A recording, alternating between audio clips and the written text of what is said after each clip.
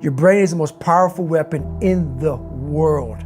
Once you put away your phones and your computers and all that we have nowadays, yeah, it's great. We're up to date.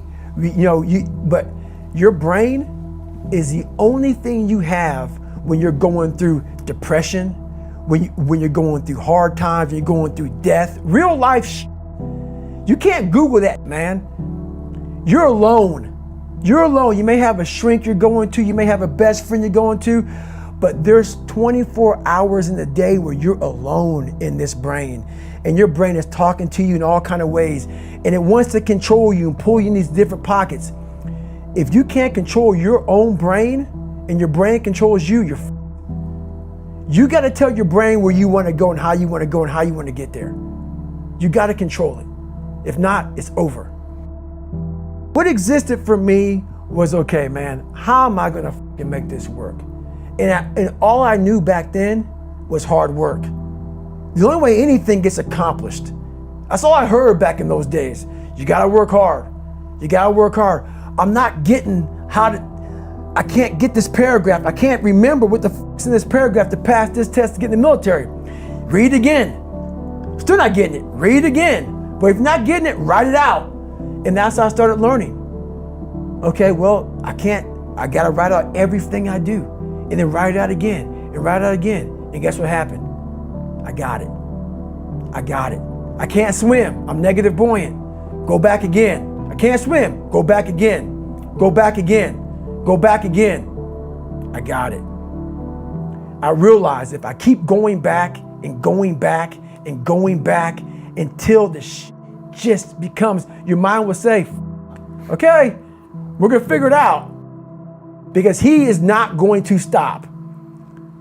It's not like I'm gonna try one more time. No, it's just like alarm clock goes off, boop, we're going back.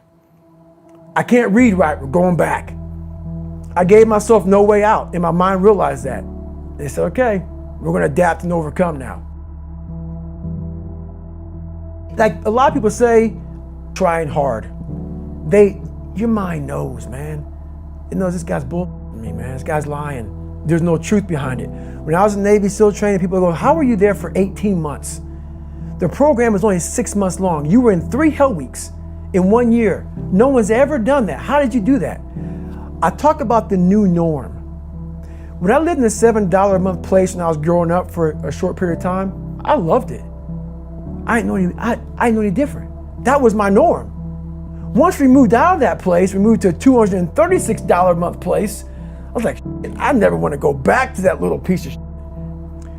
But if you go back to that $7 a month place and you realize this is where I live, this is all I got, your mind says, roger that, this is home. So when I was going through Navy SEAL training for 18 months and going back through all the hard parts over and over again, I told myself after the first time, I knew it was gonna be a long journey there.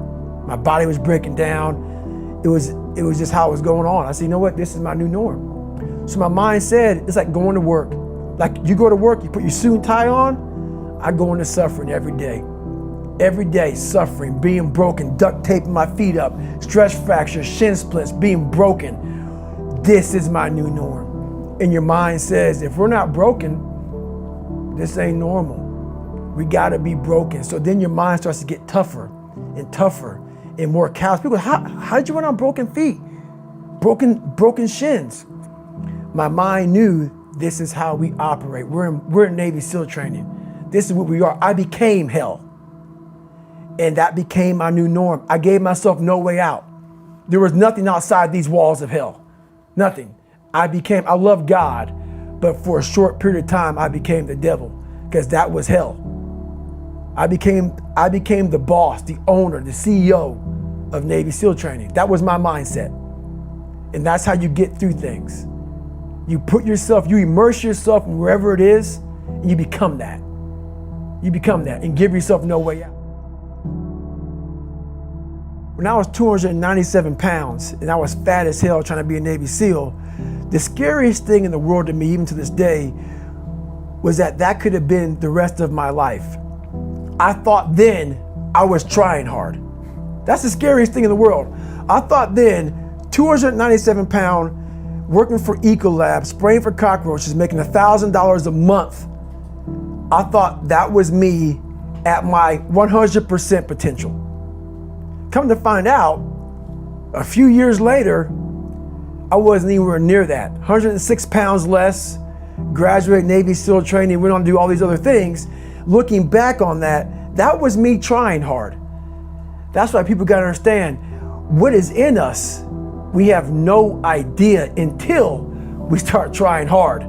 And I mean really trying hard, where you're obsessed with, hey, this is my new norm. My new norm is that, wow, this isn't always fun. It's not always meant to be fun. And that's when you know you're trying hard. People hear my story and think this guy is sadistic. I realized how the brain works. I figured out how the brain works. I'm a scared kid, and that's what gives me so much power. I had no foundation, and I built this off of just researching the mind. The feeling you get is basically invincibility. You realize that you can't do it all the time. When you need to do it, I know I can go to a place that I can live in. And when you know that you can run on broken legs and you can do certain things that a lot of people can do, but they're not willing to do, this power, this sympathetic nervous system of fight or flight, and you're fighting, it gives you this charge of energy of when you're sitting there at 3:30, 4 o'clock in the morning and you're duct taping your feet up because they're broken, and you're doing it by yourself, and you're going through arguably one of the hardest training in the world. And these guys, most of them are healthy, and you're going through it broken, and you're already at a disadvantage, but you're still there. You can feed into that and tap into that for a lot of power. But if you look at it, well, I'm broken, man. Like, I'm not gonna make it. But if you look at it as, man, I'm broken and I'm still here. And I'm fighting, and I'm gonna find a way to get through this because I have no other place to go. It gives you a lot of power. When things start to suck really, really bad, my brain and a lot of people's brain, they don't go to your dad beating you up. Your brain says, we gotta get the out of here. This is miserable. So anger goes away a lot of times when you're suffering because your brain just says, we gotta run, we gotta go. So that anger is not popping up saying, oh, I wanna show them, I wanna show those people. No, there has to be a much deeper, when I say deeper, it has to be down to mineral soil. It has to be down to that nice mineral soil where nothing can burn. You can't burn dirt. So it has to be down that low, that literally is something in you that's at the core of your soul. But you don't find it unless you spend a lot of time with what you want to be in life. I can't give that to you. Right. You can't give it to somebody. When you find your true passion in life, and my passion for me was like, oh, I want to be, I don't give a Navy SEALs, Army, I don't give a shit. I want to serve my country. I want to be someone that I'm proud of. I want to look at myself in the mirror because I was so disappointed. That accountability mirror I talk about, I was so disappointed in what I saw every day. I wanted everybody to love David Goggins. And a lot of people did. I didn't love myself. But I knew a lot of us want to find peace first. So people say, man, you always talk about this suffering and pain and I'm at peace right now because I went through that. Right? You don't find peace first. If you do, Merry Christmas. More power to you. More power to you. I found peace on the opposite end of finding myself. And no one really finds themselves without going through trials, tribulations, suffering, accountability. And accountability is suffering. Being accountable every day for doing right for yourself, for the people next to you, it's miserable. It's hard. So, even the smallest details.